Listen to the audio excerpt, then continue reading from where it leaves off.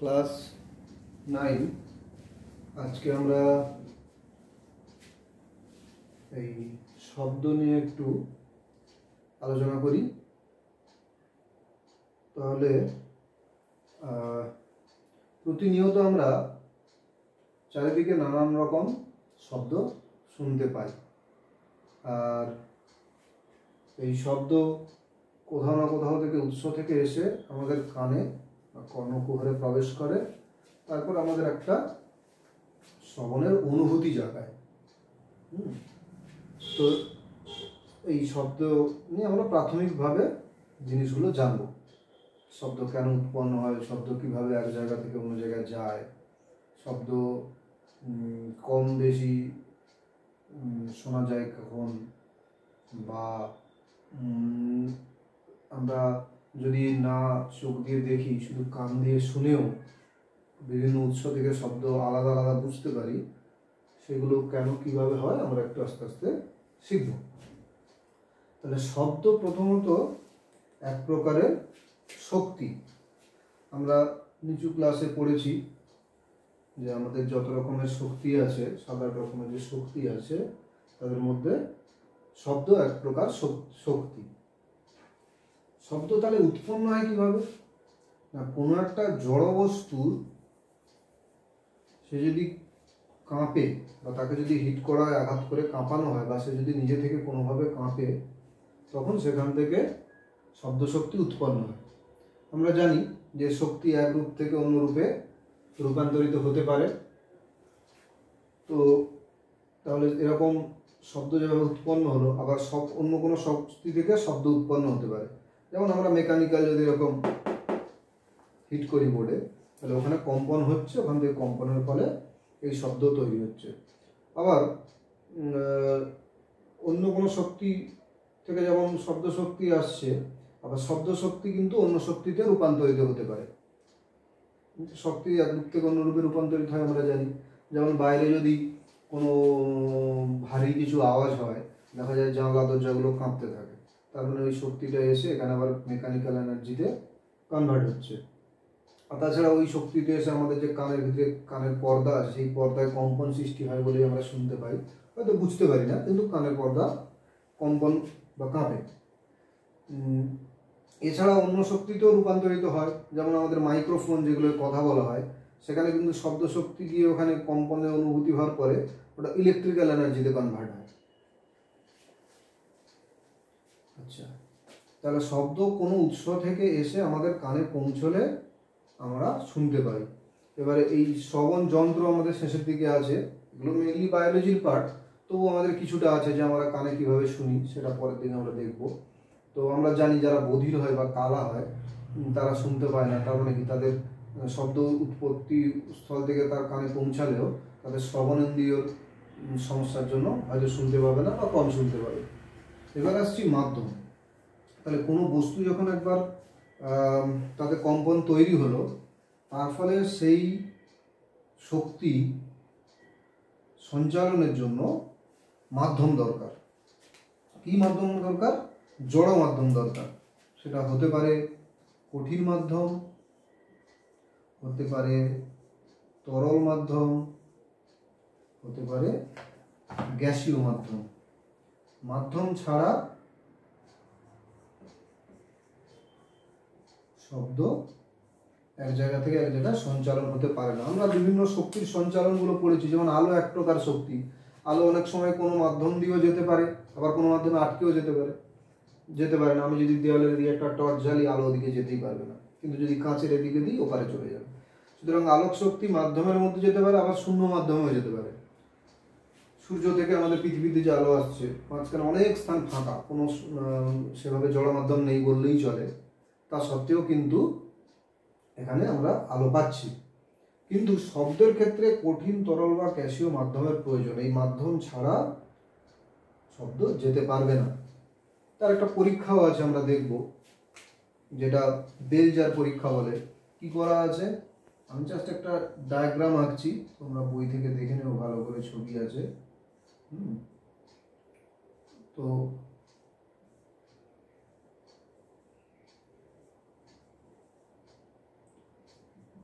মনে করো ইলেকট্রিক্যাল একটা বেল জারের ভেতরে একটা ওই কি বলে কলিং বেল টাইপ কিছু সেট করা আছে, এবারে বাইরে তার সুইচ আছে, আমরা যদি সুইচে অন করি দেখবো এটা এখানে হিট করছে, আওয়াজ হচ্ছে, আমরা বাইরে থেকে শুনতে পাচ্ছি। এবারে কি করা হচ্ছে, বেল জারের অন্য একদিকে প্রান্তে বায়ু নিষ্কাশন পাম্প আছে। বায়ু নিষ্কাশন মানে কি, আমরা যেমন সাইকেলের চাকায় পাম্প দিতে পারি তেমনি অনেক মেশিন আছে পাম্প বের করে নেওয়ার মেশিন। তো এখান থেকে বায়ু আস্তে আস্তে আস্তে আস্তে বের করে নেবে, এবং সেই টাইমে যদি আমরা মাঝে মাঝে মাঝে মাঝে কলিং বেলটা প্রেস করতে থাকি, আমরা কি দেখব যে প্রথমের দিকে শব্দ নর্মাল শুনতে পাচ্ছি, যত গ্যাস বেরিয়ে যাচ্ছে আস্তে আস্তে শব্দ ক্ষীণ হয়ে যাচ্ছে, শব্দটা আস্তে আস্তে কমে যাচ্ছে, কিন্তু ওখানে আঘাত করছে। একটা টাইম পরে দেখবো আর আমরা শুনতে পাচ্ছি না। তার মানে কি, যখন এখান থেকে গ্যাস যেগুলো ছিল সেগুলো সব বেরিয়ে গেল, তখন আমরা শব্দ শুনতে পাবো না। আবার যদি এখান থেকে আমরা রেগুলেট করে অল্প অল্প অল্প অল্প করে গ্যাস ভরতে থাকি, তাহলে দেখতে পাবো যে ওই শব্দটা আমরা পুনরায় শুনতে পাচ্ছি।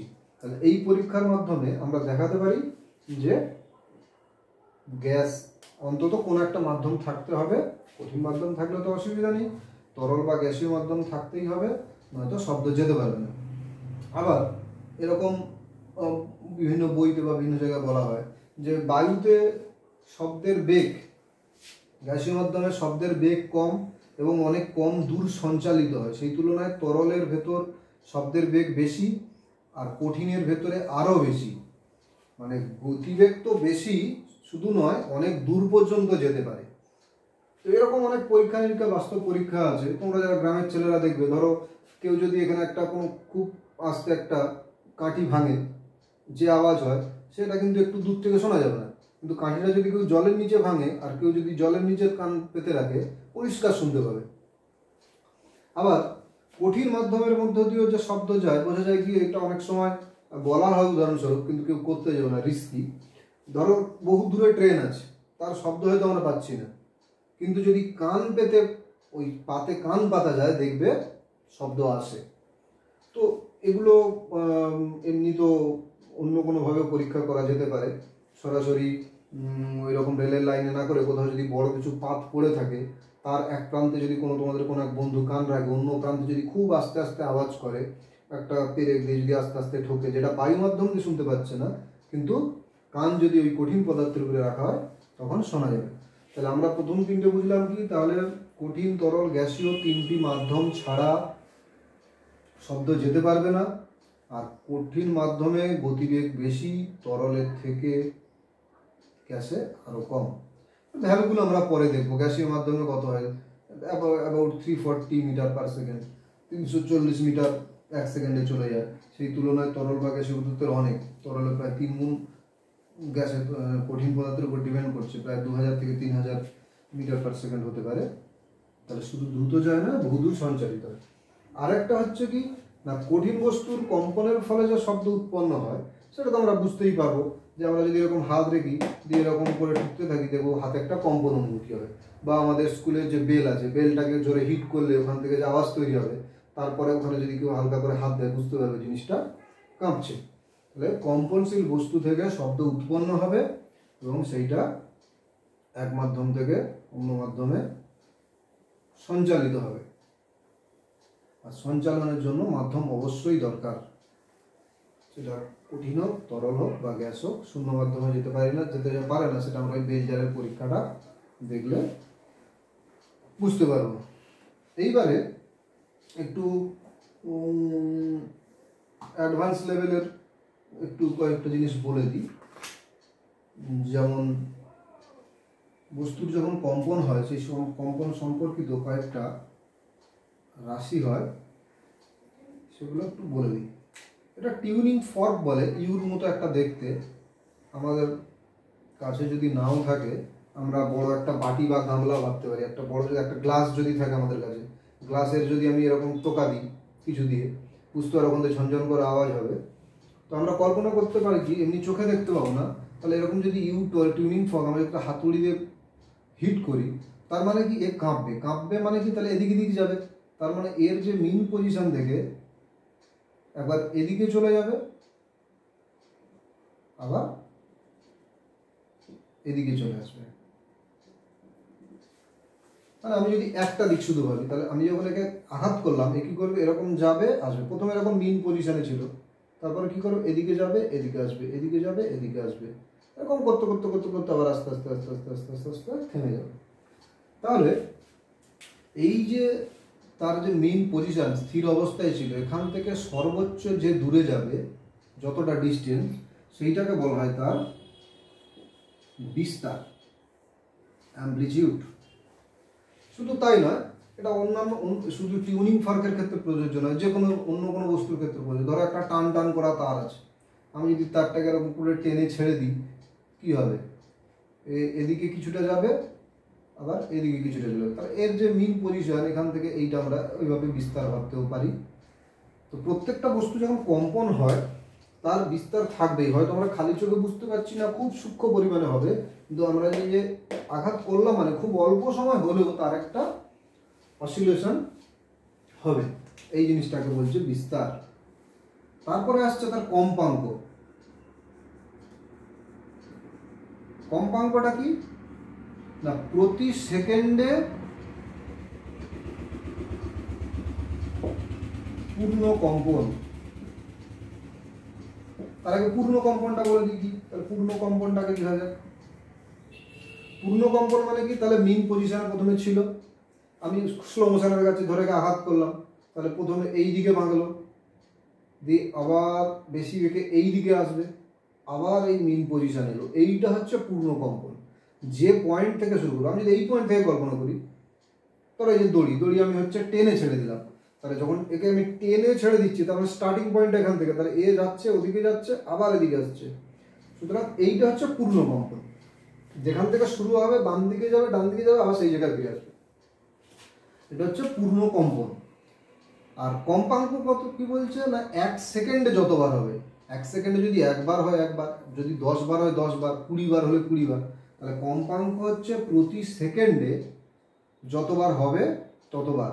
ধরো আমি বললাম 10 হার্জ, এর ইউনিট সাইকেল পার সেকেন্ড বা হার্জ, 10 হার্জ মানে সেকেন্ডেও 10 বার হবে। একদম ছোট্ট ছোট্ট জিনিস ধাপে ধাপে ধাপে ধাপে বুঝতে হবে, খুব কঠিন কিছু না। তাহলে কম্পাঙ্ক কি হচ্ছে না, এদের মিন পজিশনে আছে, এখান থেকে যতবার কাঁপবে পার সেকেন্ডে, কারণ এরকম দেখাচ্ছি, তার মানে বেশ কয়েকবার হচ্ছে, 1 সেকেন্ড অনেকবার হতে পারে, সবসময় যে 1 সেকেন্ডে একবার হবে তার নেই, আর 1 মিনিটে একবার হতে পারে, খুব আস্তে আস্তে আস্তে আস্তে আস্তে আস্তে আস্তে আস্তে আমি দেখালাম, তবে আমাদের ক্ষেত্রে অনেক বেশি হবে। এই জন্য পূর্ণ কম্পন হয়ে গেল 10 হার্জ। আর একটা পর্যায় কাল বলা হয়, পর্যায় কাল। পর্যায়কালটা কি না, একবার পূর্ণ কম্পন হতে কত সময় লাগে, তাহলে আমার যদি পার সেকেন্ডে 10 বার কাঁপে, তাহলে একবার কাঁপার জন্য কত লাগবে বাই 10, 10 সেকেন্ড। আমার যদি 1 সেকেন্ডে 20 বার কাঁপে, তাহলে একবার কাঁপতে কত সময় লাগবে, 1/20 সেকেন্ড। এই যে টাইমটা, এটাকেই বলছে পর্যায়কাল। ফ্রিকোয়েন্সি কম্পাঙ্ক অনেক বই অনেক রকম দেওয়া আছে, আমি যদি n বলি, পর্যায়কাল যদি t বলি, তাহলে t ইকুয়াল টু দেখো সরাসরি 1/n হয়ে যাচ্ছে। 1 সেকেন্ডে যতবার কাঁপছে সেই সংখ্যাটা দিয়ে ভাগ করলেই আমি তার পর্যায়কাল পেয়ে যাচ্ছি। এগুলো ভালো করে ঠান্ডা মাথায় এটা বুঝতে হবে, কঠিন কিছু না। তাহলে এটা মুছে দিলাম। তাহলে এইখানে আমরা কম্পন সম্পর্কিত 3টে জিনিস শিখলাম, একটা হচ্ছে বিস্তার, একটা হচ্ছে পূর্ণ কম্পন, কোনটাকে আমরা ধরবো, কোন একটা পয়েন্ট থেকে শুরু করে আবার সেই পয়েন্টে ফিরে আসবে, আর সেই সঙ্গে তার কম্পাঙ্ক পর্যায়কাল। এইটা গেল বস্তুর কম্পন। এইবারে আমরা একটু তরঙ্গটাকে পড়ি।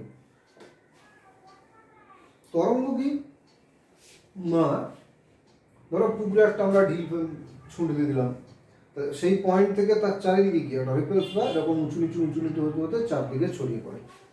বা আমি যদি একদিকে ফেলি একদম ধার ধরে, তখন সেটা এক প্রান্ত থেকে অন্য প্রান্তে চলে যাবে, এইটা একটা। আবার সেই বাচ্চাবেলায় খেলনা পাওয়া যেত এরকম একটা স্প্রিং, অনেকগুলো বড়, এরকম টেনে টেনে উঁচুই নেমানো যেত, নিশ্চয়ই দেখেছো।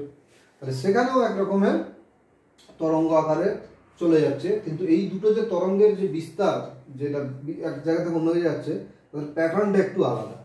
প্যাটার্নটা কিরূপ আলাদা, ধরো আমি পুকুরেরটাই প্রথমে বলি।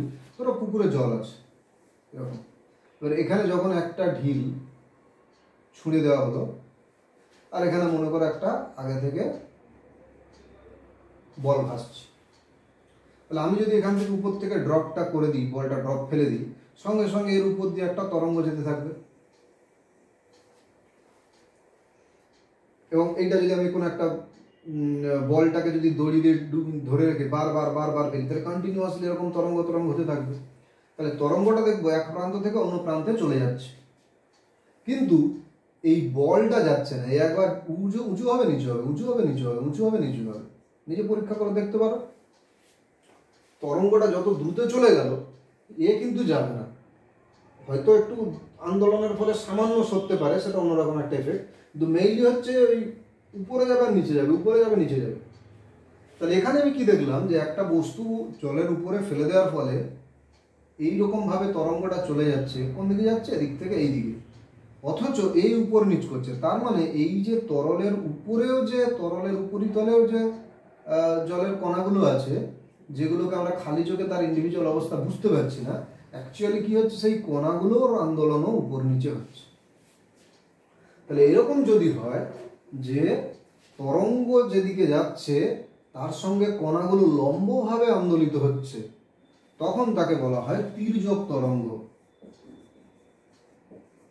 ভালো করে মনে রাখতে হবে, এটা অনেক সময় পড়ে কোনটা কি ধরনের তরঙ্গ। তির্যক তরঙ্গ তাহলে কি না, এটা মনে রাখবে। তাহলে যে কোনো একটা উদাহরণকে সবসময় সেট করতে হয় যে আমি কোনটা মনে রাখবো। জল হচ্ছে, জলের উপরে আমি যখন একটা বড় ঢিল ছুঁড়ে দিচ্ছি, তখন তরঙ্গটা এক প্রান্ত থেকে অন্য প্রান্তে চলে যাচ্ছে জলের সারফেসের উপরে দিয়ে, উপরিতল দিয়ে, আর সেখানে কণাগুলো উপর নিচে আপ ডাউন হতে থাকে। এরকম তরঙ্গকে বলা হচ্ছে তির্যক তরঙ্গ। আবার আমরা আলোক তরঙ্গকে দেখতে পাই না, আলোক তরঙ্গ কিন্তু এই তির্যক তরঙ্গের মতো যায়। ঠিক আছে। আরেকটা হতে পারে, যেটা ওই বললাম স্প্রিং, বড় একটা যদি আমাদের স্প্রিং থাকে, আমরা যদি এরকম করে নিয়ে আসি, ওর ভেতরেও একটা তরঙ্গের মতো খেলে যাবে, কিন্তু সেখানে বস্তুর কণাগুলো ওর সঙ্গে সমান্তরালে তাদের মুভমেন্ট হবে। তার মানে ধরো এরকম একটা বড় স্প্রিং, ধরো কোথাও একটা ফাঁকা হয়ে গেছে, কোথাও একটা ঘন হয়ে গেছে, কোথাও একটা ফাঁকা হয়ে গেছে, কোথাও একটা ঘন হয়ে গেছে, এরকম থাকবে। তাহলে এইগুলো এরকম এরকম এরকম করে দুলতে থাকবে। তাহলে তরঙ্গটার সঙ্গে এরা সমান্তরালে কাঁপতে থাকে। আচ্ছা, শব্দ আমরা বায়ু মাধ্যম দিয়ে যখন যায় আমরা দেখতে পাই না, কিন্তু এর প্রপাগেশনটাকে ওরকম ঘনীভবন তনুভবনের মতো করে করে ভাবা হয়। কিরূপ ভাবা হচ্ছে, ধরো আমাদের স্কুলের একটা বড় বেল আছে, ঝোলানো আছে। এবারে প্রথমে আমাদের কল্পনা করে নেওয়া হবে যে জল, যে বায়ুর স্তরগুলো আছে সেগুলো এরকম সমান দূরত্বে আছে,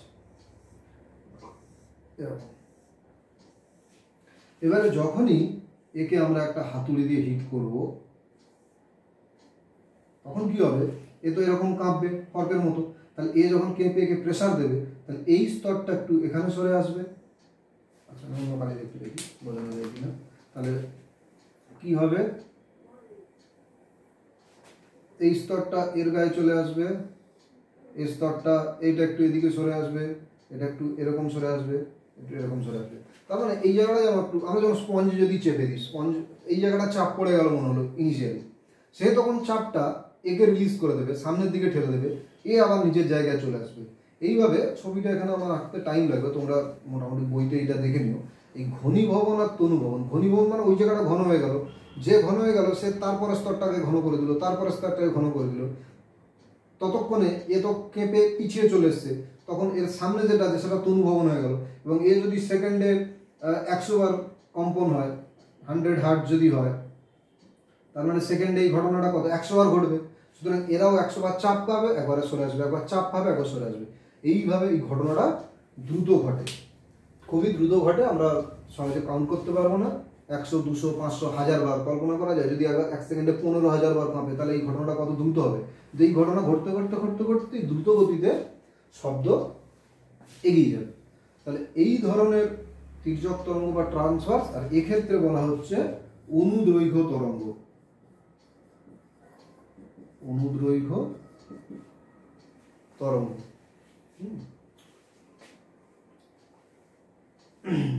তাহলে অনুদৈর্ঘ্য তরঙ্গ আমরা কি দেখলাম, শব্দ যাচ্ছিল এই দিকে, আর কণাগুলোর কম্পনও কি এই বরাবর, এদিকে ঘনীভবনে গেল তনুভবন এলো, ঘনীভবন হলো তনুভবন এলো, তাহলে এরা কোন দিকে কাঁপছে, এর সঙ্গে সমান্তরালে কাঁপছে।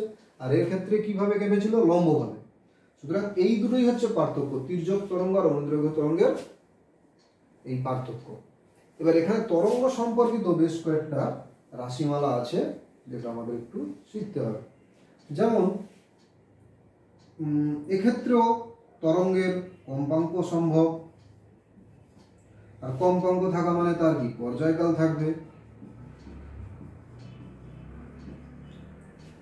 বিস্তার থাকবে, আর একটা জিনিস থাকবে সেটা হচ্ছে বেগ, কত দ্রুত এই তরঙ্গটা যেতে পারছে। এখানে যখন আমরা প্রথমে বিস্তারটা হয়, বিস্তারটা কি না, এই একটা মাঝখান থেকে যখন একটা টেনে দেওয়া হচ্ছে, কোনো একটা পয়েন্ট থেকে সর্বোচ্চ যে উপরে যাবে বা সর্বোচ্চ নিচে আসবে এরকম জিনিস, এইটা তার বিস্তার, ধরো এ অ্যামপ্লিটিউড। এইটা কিন্তু বিস্তার বলবো না, এই পয়েন্টে বিস্তার না, সর্বোচ্চ যেটা হবে, এই যে একটা একটা এঁকে বেঁকে বেঁকে যাচ্ছে, তার মাঝ বরাবর একটা দাগ টানবো আমরা, একবার উঠে, একটা উপরে যাচ্ছে একটা নিচে যাচ্ছে, এইটা। আচ্ছা, এবারে আসছি, এখানেও আমরা পূর্ণ কম্পন বলে একটা জিনিস ভেবে নিই।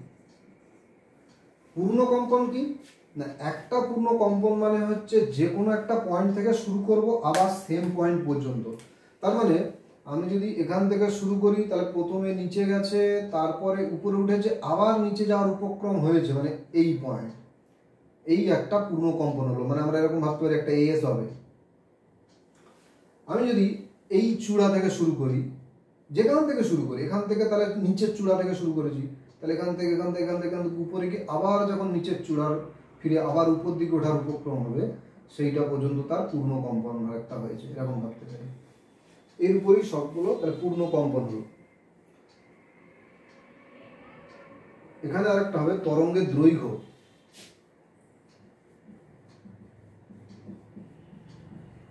তরঙ্গ দৈর্ঘ্য কি না, এই পূর্ণ কম্পনের ফলে যে দূরত্বটা হবে সরণ আমরা ভাবতে পারি, সেইটাই হচ্ছে তার তরঙ্গের দৈর্ঘ্য। তার মানে একটা এস এর দৈর্ঘ্য, তার মানে এইখান থেকে যদি আমি একটা এস ভাবি, তাহলে এর দৈর্ঘ্য মানে এখান থেকে এতটা, এইটা। বা আমি যদি এইখান থেকে শুরু করি, এইখান থেকে একদম সেম ডিস্টেন্স হবে, এইটা হচ্ছে তরঙ্গ দৈর্ঘ্য। আমি অত তাকে ল্যামডা বলে একটা দিলাম, তরঙ্গ দৈর্ঘ্য। প্রত্যেকটা টার্ম সহজ আছে, কিন্তু ভালো করে বুঝতে হবে। তাহলে প্রথমে আমার পূর্ণ কম্পন মানে কি, একটা এস এর মতো আমরা ভাবতে পারি, শুরু থেকে শুরু ভাবলে সুবিধা, নয়তো একটা চূড়া থেকে আরেকটা চূড়া, নিচের চূড়া থেকে নিচের চূড়া, এইটা হচ্ছে একটা কম্পনের ফলে একটা তরঙ্গ, একটা কম্পন। তারপরে তরঙ্গ দৈর্ঘ্য কি বলা হচ্ছে না, এইখান থেকে এটা যে ডিস্টেন্স, এটা হচ্ছে তরঙ্গ দৈর্ঘ্য। বাকিগুলো তো একই কম্পাঙ্ক। কম্পাঙ্ক মানে এই যে একটা এস, এরকম এক সেকেন্ডে যতগুলো এস তৈরি করবে সেটাই তার কম্পাঙ্ক। আমরা ওখানেও দেখেছিলাম বস্তুর কম্পন যখন হচ্ছে, সেখানে আমরা হার্টজ বলেছিলাম। আর পর্যায়কাল টি ওই একই ব্যাপার, এই একটা এস তৈরি করতে যত টাইম লাগবে সেটাই তার কম্পাঙ্ক, রিলেশন সেম। কম্পাঙ্ক যদি আমরা ফ্রিকোয়েন্সি এন বলি এখানে, তাহলে এন ইকুয়াল টু হচ্ছে 1/t, এইটা একটা রিলেশন। আর হচ্ছে বেগ। তাহলে বেগ মানে আমরা কি জানি, একটা বস্তু এক সেকেন্ডে যত দূরত্ব অতিক্রম করবে। তাহলে ধরো আমরা ছুটছি, আমরা একটা জাম্প দিলে মনে করি 1 ফুট 3 ফুট যাই, তাহলে আমরা যদি সেকেন্ডে 3 বার জাম্প দিতে পারি, 3 3 9 ফুট যাবো, তার সঙ্গে গুণ হবে। সুতরাং এখানে কতগুলো কম্পাঙ্ক হবে ততগুলো ল্যামডা তৈরি করবে। তাহলে একটা ল্যামডা তৈরি করলে এতটা যাবে, দুটো ল্যামডা তৈরি করলে এতটা যাবে, তিনটে ল্যামডা তৈরি করলে এতটা যাবে। সুতরাং তার যেটা কম্পন, তার সঙ্গে তার তরঙ্গ দৈর্ঘ্য ল্যামডা, এইটা গুণ করলে আমরা পেয়ে যাব তরঙ্গের বেগ। এই জায়গাটাকে যারা একটু অঙ্ক প্র্যাকটিস করতে চায় তারা এই জায়গাটা ভালো করে বোঝার চেষ্টা করবে, আর এখান থেকে দুটো একটা অঙ্ক প্র্যাকটিস করবে, আমি পরে পড়িয়ে দেবো। সুতরাং তরঙ্গের বেগ, তার কম্পাঙ্ক আর তার তরঙ্গ দৈর্ঘ্য যদি আমি ফর্মুলাটা মনে করতে পারি, করে নিতে পারবো। ফর্মুলাটা কিভাবে এলো সেটাও আমি বলে দিলাম কিছুটা, বাকিটা তো মনে রাখতে হবে, প্র্যাকটিস করতে হবে। প্রত্যেকটা জিনিস আস্তে আস্তে বোঝার চেষ্টা করবে, কঠিন খুব বেশি কিছু নেই। তাহলে আমি আরেকবার বলে দিই, তরঙ্গ দৈর্ঘ্য কোনটা হচ্ছে যে কোনো একটা চূড়া থেকে উপরের চূড়া, নিচের চূড়া থেকে নিচের চূড়া, বা যে কোনো পয়েন্ট থেকে সেম আর একটা পয়েন্ট, তরঙ্গ দৈর্ঘ্য। আর ওই তরঙ্গ দৈর্ঘ্য করা মানে একটা পূর্ণ কম্পন হয়েছে, ভাববো বেগ V equal to L lambda, বিস্তার সর্বোচ্চ যত দূরে যাবে সেটাই তার বিস্তার, পর্যায়কাল তো হচ্ছে একটা কম্পন করতে যা টাইম লাগে, আর কম্পাঙ্ক হচ্ছে 1 সেকেন্ডে যতবার কাঁপবে। তাহলে 1 সেকেন্ডে যদি 100 বার কাঁপবে তাহলে একবার কাঁপতে কত সময় লাগে? 1/100। সুতরাং number of n equal to 1/t, p equal to 1/n। এই জিনিসটা হলো। পরীক্ষায় কি আসে যে শব্দ ট্রু ফলস আসতে পারে, মাল্টিপল চয়েস আসার চান্স কম, কারণ 4টে অপশন তো পাবে না। বা সরাসরি জিজ্ঞেস করতে পারে শব্দ শক্তি কিরূপ ধরনের তরঙ্গ, সেখানে আমাদের লিখতে হবে অনুদৈর্ঘ্য তরঙ্গ।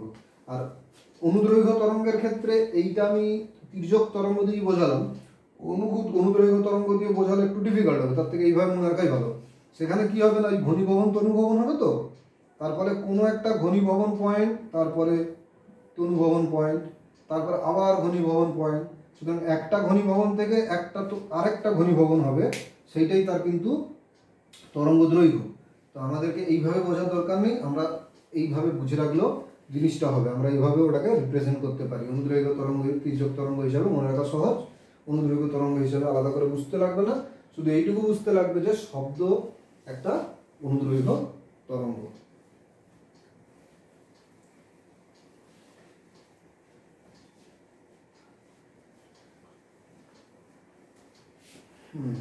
আর কি আছে, তাহলে এইটা হলো,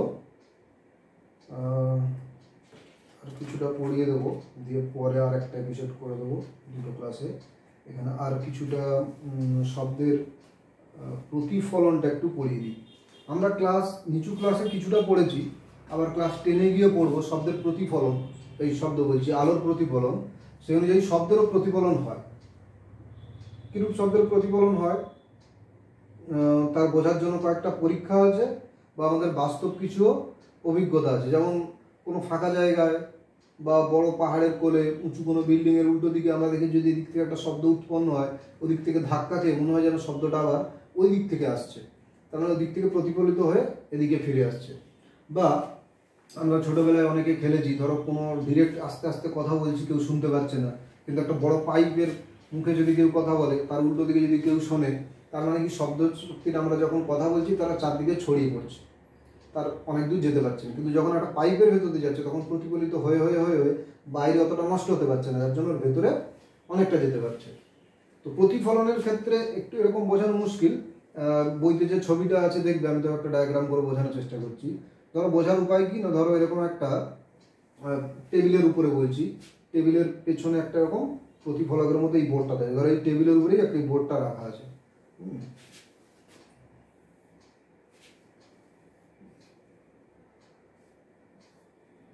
ধরো এরকম একটা টেবিল আছে, এই টেবিলের পেছনে একটা কার্ডবোর্ড রাখা আছে, আর এইখানে একটা ছোট্ট ঘড়ি রাখা আছে, যেটার শব্দ এখান থেকে কান রাখলেও শোনা যাওয়া সম্ভব না।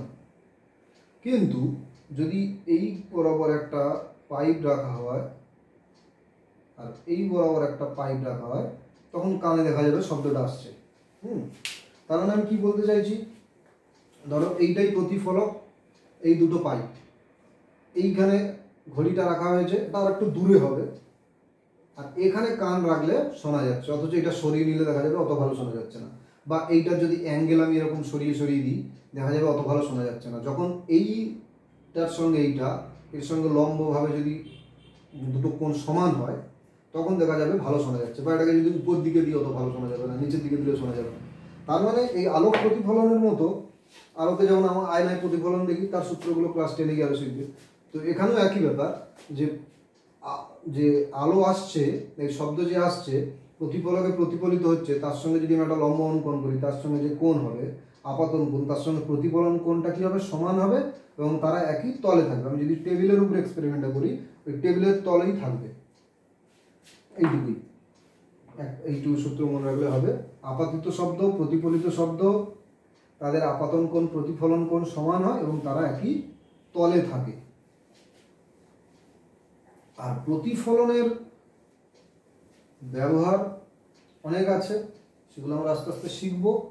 তার পাশাপাশি সবচেয়ে ভালো জিনিস হয় যেটাকে ইকো বা প্রতিধ্বনি আমরা বলি।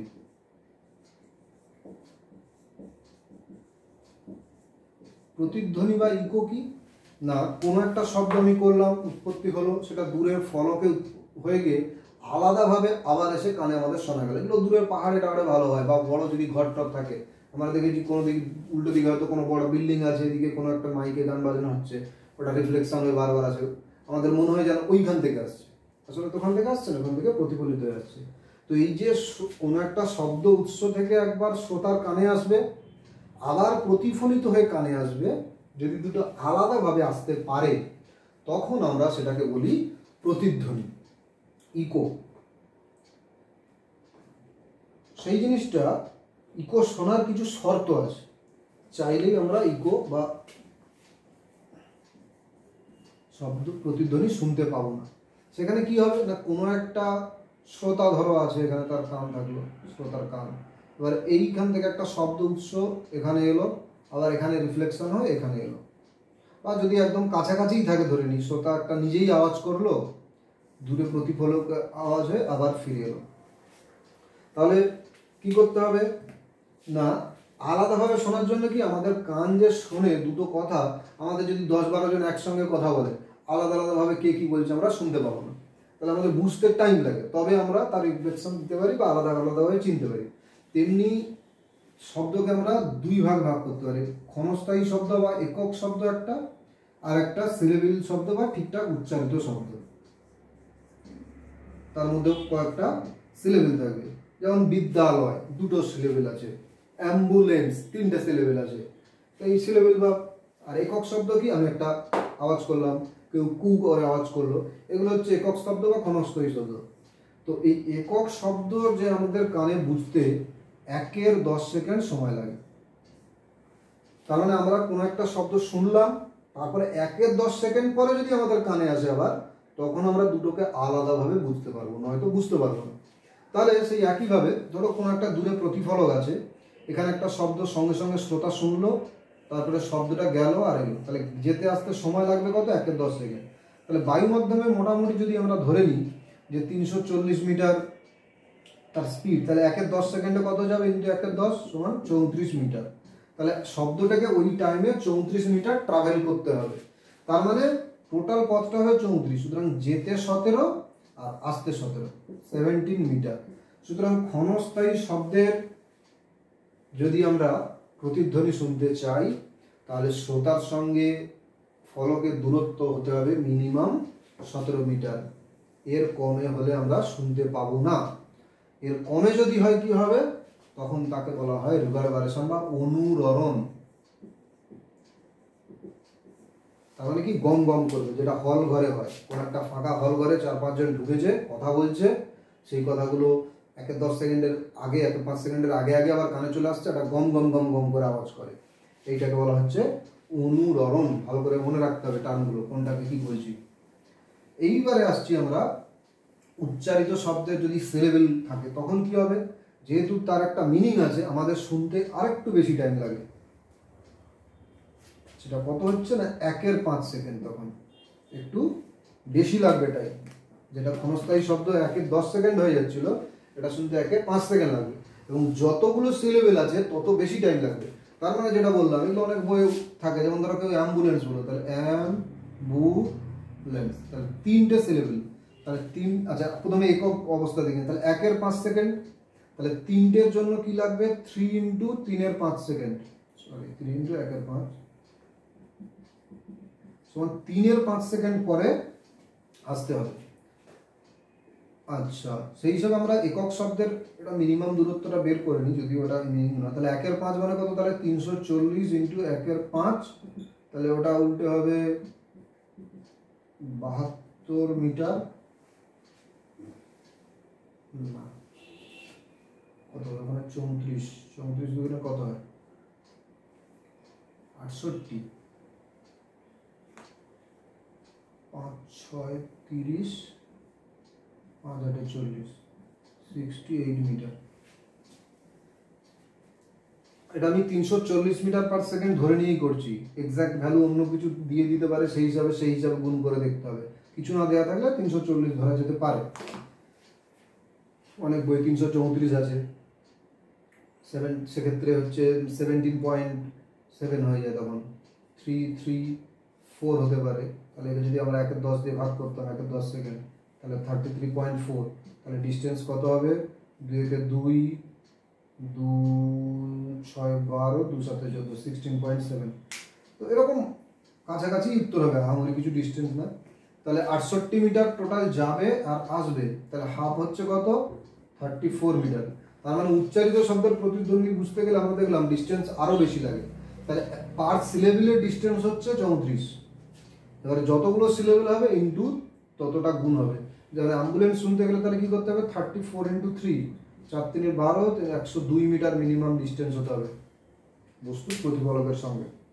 তো এটা নিজেরা একটু পরে প্র্যাকটিস করবে, দুটো একটা এক্সাম্পল বইতে যেগুলো দেওয়া থাকবে, প্রবলেম না বুঝতে পারলে আবার পরে দেখা যাবে।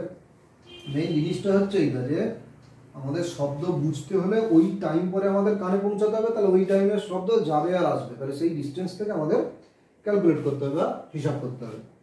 আচ্ছা, এই ক্লাসটা তো অনেকটাই বড় হয়ে যাচ্ছে, শুধু প্রতিধ্বনির আরেকটা ব্যবহার দিয়ে আমরা ছেড়ে দিচ্ছি। প্রতিধ্বনি ব্যবহার করে তাহলে কি করা যায়?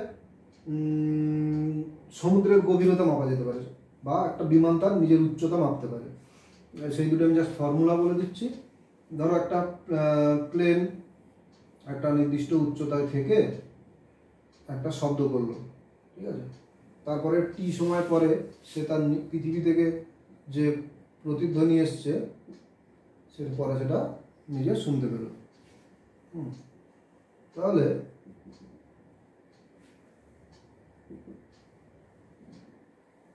এরকম একটা চিত্র পাওয়া যাবে। এইটা তার হাইট ছিল, ধরে নিতে হবে হাইট। তাহলে এখান থেকে একটা নির্দিষ্ট বেগে যাচ্ছে, শব্দের মধ্যে বেগ আছে, তাহলে এখান থেকে শব্দটা প্রতিফলিত হবে ভূপৃষ্ঠে, দিয়ে এই জায়গায় গিয়ে আবার ওই শব্দটা শুনতে পাবে। সেক্ষেত্রে তার যে হাইটের ফর্মুলা H = এই যে টাইমটা, যে এখান থেকে একটা শব্দ উৎপন্ন নিজে নিজেই করলো, তারপরে এই পজিশনে গিয়ে প্রতিফলিত হয়ে শুনতে পেল, তাহলে সেই হচ্ছে যে টাইমটা হবে সেটা T/2 × √V of sound এটা square minus V of plane তার স্কোয়ার। সম্ভবত এটাই আছে। এটা মনে রাখার একটা ট্রিক আছে, সেটা আমি বলে দিচ্ছি।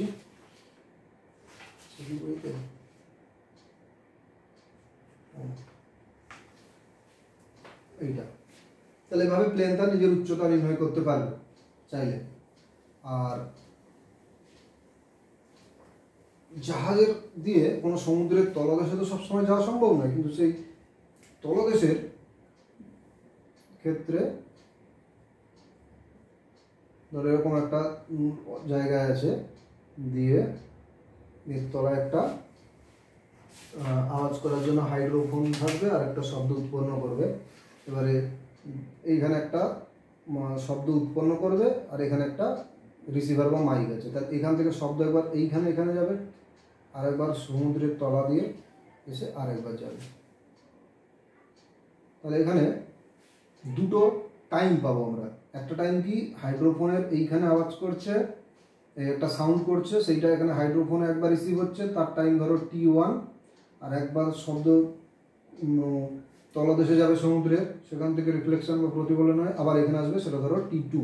তাহলে এখানে আর এর ভেতরে জলের ভেতরে শব্দের গতিবেগ ধরলাম V। তাহলে এর ক্ষেত্রে H = কি হবে? V/2 √T2² - T1²। তাহলে আর এখানে আরো কারেকশন করার জন্য কি করা হয় না, অনেক সময় দেখা যাবে এই হাইড্রোফোনটা বা শব্দ উৎপন্ন করছে, সেটা হয়তো আরো একটু একদম তো ভেসে নেই, কিছুটা গভীরতায় আছে, আরো কারেকশন করতে গেলে সেই জায়গাটা H0 হিসাবে এর সঙ্গে যোগ করে দেওয়া যেতে পারে। এইটা প্লাস এর সঙ্গে H0 যত তলায় এই মাইক্রোফোন রিসিভারগুলো রাখা আছে। তো মেন আমাদের ফর্মুলাটা খেয়াল করতে হবে যে এই ফর্মুলা ডেরিভেশনটা এখন করার দরকার নেই।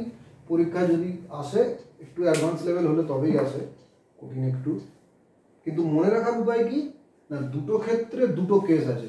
এখানে আমার জলের ভেতরে গতিবেগ আছে সেইটা/2 কিন্তু দুটো টাইম, কে টাইম খেয়াল রাখতে হবে। এখান থেকে একটা T2 টাইম যেটা রিফ্লেকশন হয়ে আসছে, আরেকটা টাইম কি এইখান থেকে এইখানে আসছে, তাহলে এখানে দুটো টাইম আছে, সুতরাং দুটো t2 মাইনাস t1 স্কোয়ার। প্লেনের ক্ষেত্রে কি হচ্ছে, সেখানে টাইম কিন্তু একটা, সেখানে কি হচ্ছিল না, প্লেন এখানে একটা শব্দ করছিল, শব্দ এখানে হলো, প্লেন তো ওখানে নেই, প্লেন তো স্থির নেই, জাহাজ তো স্থির আছে, প্লেনটা এগিয়ে গেছে, গিয়ে আবার ওইখানে গিয়ে শুনছে, সুতরাং টি একটা, সেই t/2 সেখানে দুটো ভেলোসিটি, একটা হচ্ছে সাউন্ড মানে মুভমেন্ট করছে, কে প্লেনও মুভমেন্ট করছে, মুভ করছে, সাউন্ডের ভেলোসিটিও আছে, সুতরাং সাউন্ড যেটা তার যে গতিবেগ সেইটা স্কোয়ার মাইনাস প্লেনের গতি স্কোয়ার। আর এখানে কি হচ্ছে, জাহাজটা স্থির, সুতরাং এখানে ভি হচ্ছে একটা, এই ভি যার ভেতর দিয়ে জলের ভেতর দিয়ে শুধু শব্দের বেগ, v/2 সেটা বাইরে চলে আসছে। এখানে টাইম দুটো, সেখানে একটা টাইম কি না এখানে আওয়াজ করা হলো, সেই আওয়াজটা t1 টাইমে গিয়ে এই হাইড্রোফোন সে শুনতে পাচ্ছে, আর একটা হচ্ছে প্রতিফলন হয়ে এখানে এসছে, সে শুনতে পাচ্ছে। এই দুটো ডিফারেন্স করলে এই দুটো গভীরতা বা উচ্চতা বের করা যায়। আরো অ্যাকুরেট করার জন্য কি করা হচ্ছে না, হাইড্রোফোনটা জলের যত তলায় আছে বা জাহাজটা যতটা ডুবে আছে জলের তলায়, সেইটা পরে যোগ করে দেওয়া হবে, দিলে সমুদ্রের অ্যাকচুয়াল গভীরতা পেয়ে যাবে।